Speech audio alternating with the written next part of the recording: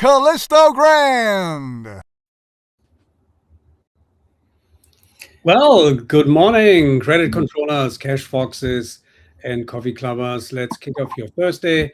I'm Stefan, streaming live from Hamburg, and with me today is, of course, Mark, founder and CEO of Callisto Grand. Good morning, sir. Good morning. Good morning from sunny Budapest. Yeah, it's sunny in Hamburg as well, but yeah, not that warm as the days before. So I think we are starting here with 3 degrees. How is it your place? Oh, I bought all their records in the 70s at 3 degrees. Okay, great. And believe it or not, everybody, Stefan is live. He's just frozen on the screen. Oh, I still am. Okay. Yep. Because I can't see that I'm frozen, but I will try to fix that. So maybe it's time for your famous, it's already famous, right? My moment? Yeah, okay. Yeah. That's your moment. Exactly. Oh, righty-ho. Yeah, yesterday I went shopping. I went into a department store. I wanted to buy some camouflage pants, but I couldn't find any. Come on. Okay. Come on. Nah, Yeah, you don't get think this. at the end of the year we should vote for the best of your dad jokes. But anyway, so let's talk about what's on our agenda for today. It's still late payment because this is our special for March. It's all about late payment, which is obviously an important topic. So we started with talking about, for example, the EU Payment Observatory annual report from 2025 last year, last time on the last Thursday. Today we will dive a little bit deeper into maybe the history of credit control, that in a minute. So if we take a look at what's on our agenda this month, so there will be another Espresso next week, but then we will already have a credit clinic the week after, focusing on autopay presented by Twicky, and last Espresso in this quarter on March 26th. So maybe for the ones we did not, we don't want to go into any details, but if you haven't seen this report yet, take a look into it. I think it's worth reading. Here's the QR code, so that brings you straight to the website of the European Commission, where this report and some additional analysis and summaries are listed, right? But today we want to take you on a tour. It's actually how credit control started and evolved over time. So we are starting pre-industrial, around about 1800, and to today. So are you excited, Mark? Or oh yes. Yes, I was there for some of these, but not all of them. I was avoiding to ask how was it during the 1800s, but I think not the 1800s. No. Okay. So as part of our credit control reality check, let's talk about the good old days. So pre-industrial and early industrial era, and when it comes to payment, most of the time payment was immediate, so cash on delivery, right? But we already had, let's say, credit, but only based on personal credit relationships.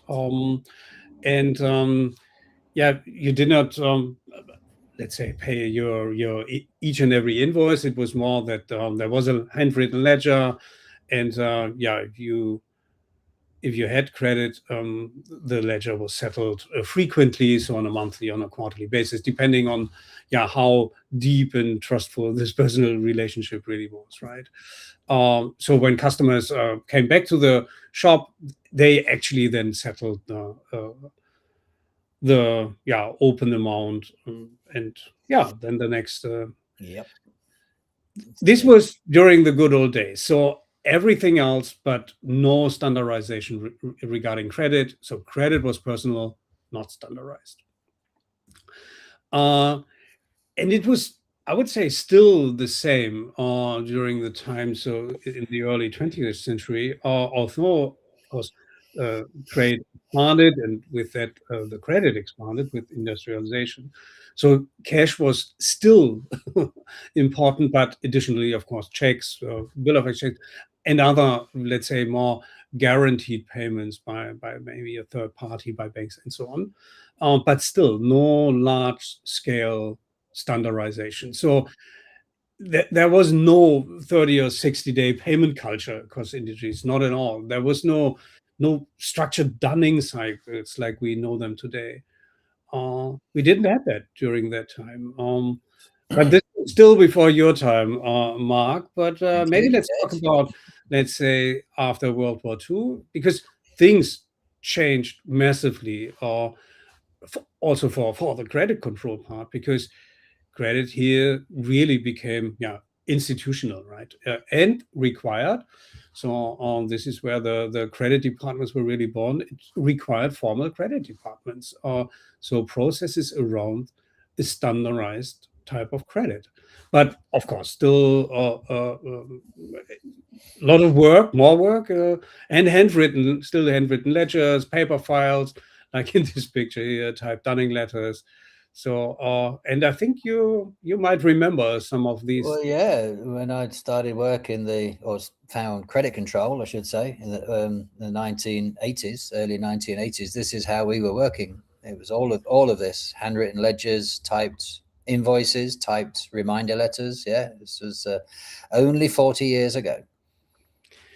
Yeah, and if we take a look into today's situation, of course we got a completely different tool environment. So we have our dashboards. Some of us that are lucky have even AI-driven prioritization. Of course, we're using all the channels to get in contact with our customers. So really, omni-channel reminders via SMS, via WhatsApp, and all the different channels that you can use. And of course, you have automated workflows. But if you dive deeper into let's say, the process itself, at least from my point of view, we are still doing the very same thing. So since 80 years, roughly, we are still chasing customers to pay. Right? It's although the tools are completely different, it's still the same process. So we send an invoice, we agreed terms, of course, before we started the relationship. But then we have to wait, to get the cash on our account, or if not, we have to do something about it. So this is the meaning of chasing customers to pay, right? So from my point of view, it's for sure that although we have different tools now, the problem wasn't our tools at any time. Maybe we are trying to solve the symptom here instead of the root cause. So yeah. What's your view, Mark, on this bold statement? It is. This really is the case, isn't it? That whereas a lot of things have changed, nothing has really changed. Yes, it's still the same principle. Manufacturing companies, send the products, send the invoice, and then, like you said, then it's just kind of still expected that invoices will be paid on time. And I think, yes, with where we are today with data analytics, dashboards, as we said, and as we're going to explain in a minute, other options now, we can start to look at being more proactive, really make use of all the technology and new strategies that are available.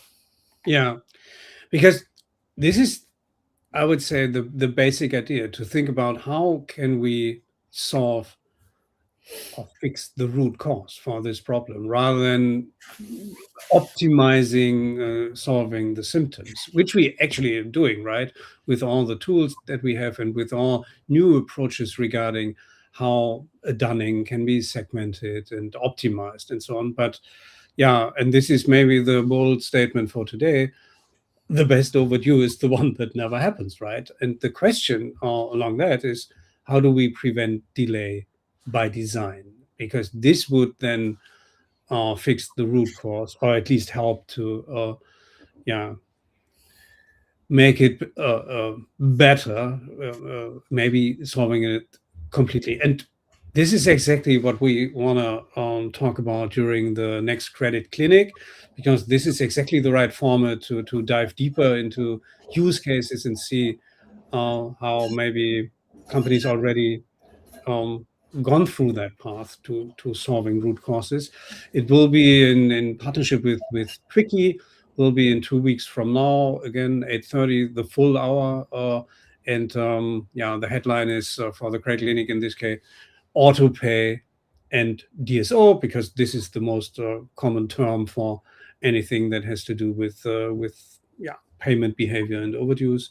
And Tricky will present their approach and, let's say, how one of their customers managed to optimize their payment.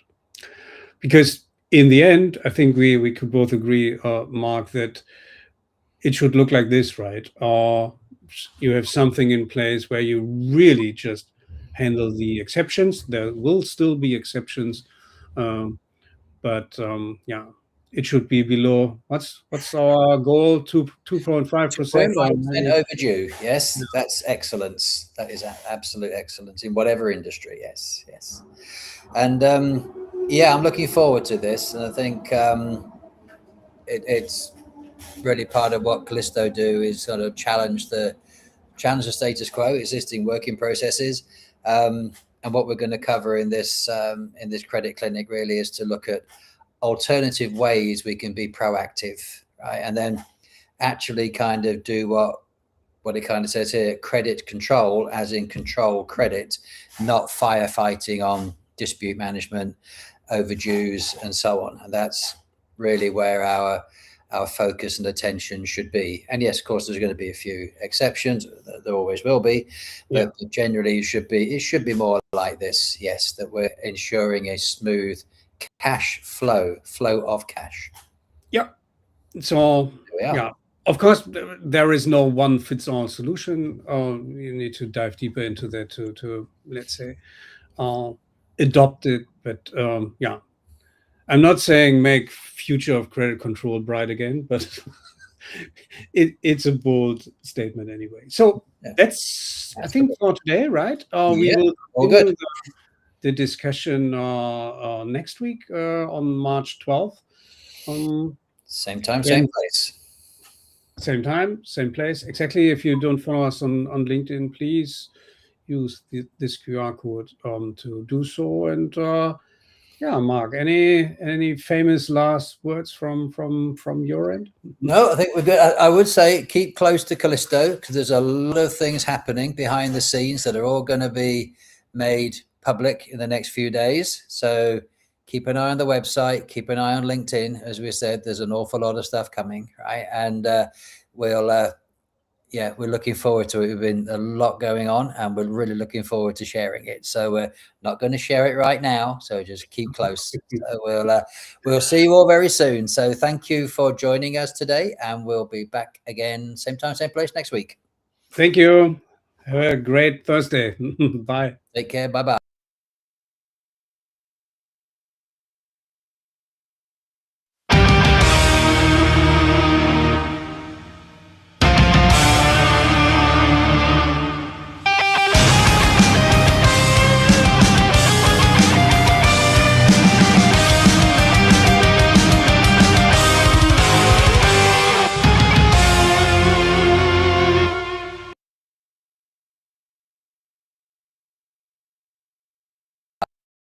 Good.